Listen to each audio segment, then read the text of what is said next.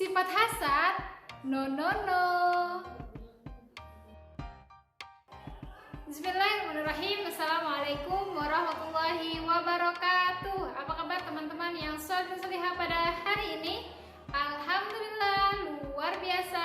Allahu Akbar, yes. Alhamdulillahirrabbilalamin. Assalatu wassalamu ala ashrafil anbiya wal mursalin Sayyidina wa maulana Muhammadin wa ala alihi wa sahbihi ajmain, amma ba'd. Rabbi shrah li sadri wa yassir li amri wahlul 'uqdatam min lisani yafqahu qawli birahmatika ya arhamar rahimin. Teman-teman, hari ini BSI kita adalah tentang akhlak tercela.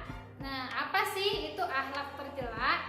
Akhlak tercela adalah sifat dari manusia yang tidak baik, teman-teman. Tidak baik ya, berarti tidak boleh kita memiliki akhlak tersebut, karena itu dapat membawa kita ke neraka. Siapa yang mau masuk neraka? Nggak ada ya, semuanya pasti pengen masuk surga. Oleh karena itu kita harus menghindari sifat-sifat tercela. Nah teman-teman, kali ini sifat tercela yang akan kita bahas adalah tentang sifat hasad. Hasad itu apa sih Ustazah? Hasad itu adalah sifat dengki terhadap orang lain atau tidak suka terhadap orang lain. Ketika orang lain bahagia, kita merasa sedih. Ketika orang senang, kita merasa sedih. Itu artinya kita memiliki sifat hasad, teman-teman. Nauzubillahi min dzalik ya.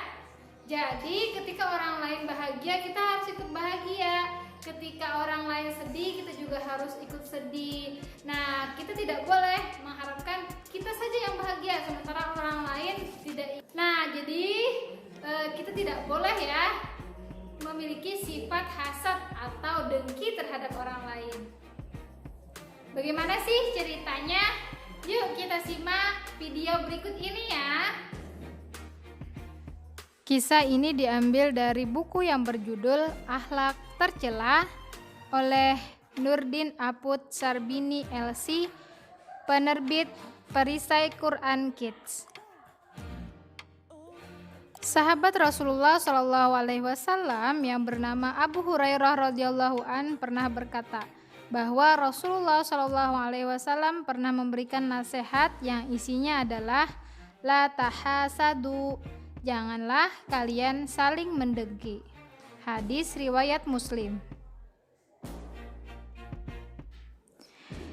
Teman-teman yang dirahmati Allah, siapa yang sudah kenal sahabat Rasulullah SAW Abu Hurairah radhiyallahu an? Nah, ada banyak hal yang perlu kita ambil pelajaran dari kehidupan sahabat mulia ini.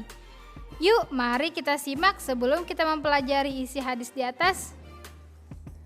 Abu Hurairah radhiyallahu an itu adalah nama panggilan beliau yang artinya bapak dari anak-anak kucing.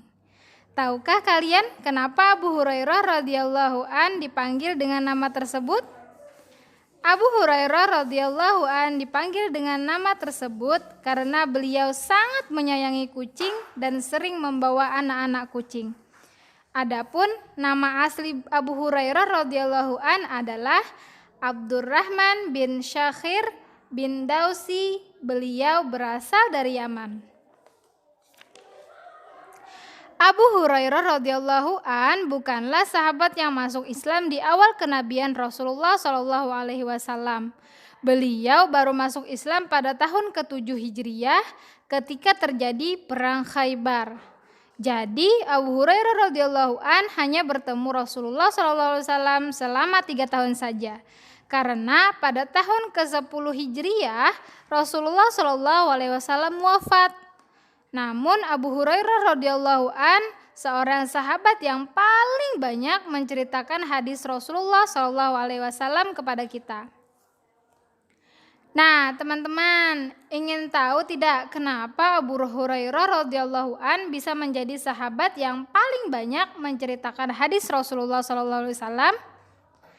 Abu Hurairah radhiyallahu an bisa menjadi orang yang paling banyak menceritakan hadis Rasulullah SAW kepada kita karena beliau sangat bersemangat dalam belajar. Abu Hurairah radhiyallahu an termasuk sahabat yang hidup sederhana dan selalu mengikuti Rasulullah SAW kemanapun beliau pergi. Walaupun beliau hanya bertemu Rasulullah selama 3 tahun, beliau mampu menghafal banyak hadis. Abu Hurairah radhiyallahu an meninggal dunia di Madinah pada tahun 59 Hijriah karena sakit. Jenazah beliau dimakamkan di pemakaman Baqi bersama para sahabat yang lainnya. Semoga Allah Subhanahu wa taala merahmati Abu Hurairah radhiyallahu an dan kita semua ya. Dan semoga teman-teman yang dirahmati Allah Subhanahu wa taala bisa mencontoh Abu Hurairah radhiyallahu an yang bersemangat dalam belajar. Nah, setelah kita mengetahui tentang Abu Hurairah radhiyallahu an, sekarang kita akan mempelajari hadis yang diceritakan sahabat mulia ini agar kita bisa mengamalkannya dalam kehidupan sehari-hari. Karena ilmu yang sudah dipelajari harus diamalkan ya teman-teman. Rasulullah SAW memberikan nasihat kepada kita untuk menjauhi salah satu akhlak tercela, yaitu sifat hasad, agar kita benar-benar menjadi anak yang solih dan solihah. Nah, teman-teman tahu tidak apa itu hasad? Hasad itu adalah merasa iri dan tidak senang dengan nikmat yang Allah berikan kepada orang lain. Hasad itu merupakan sifat tercela.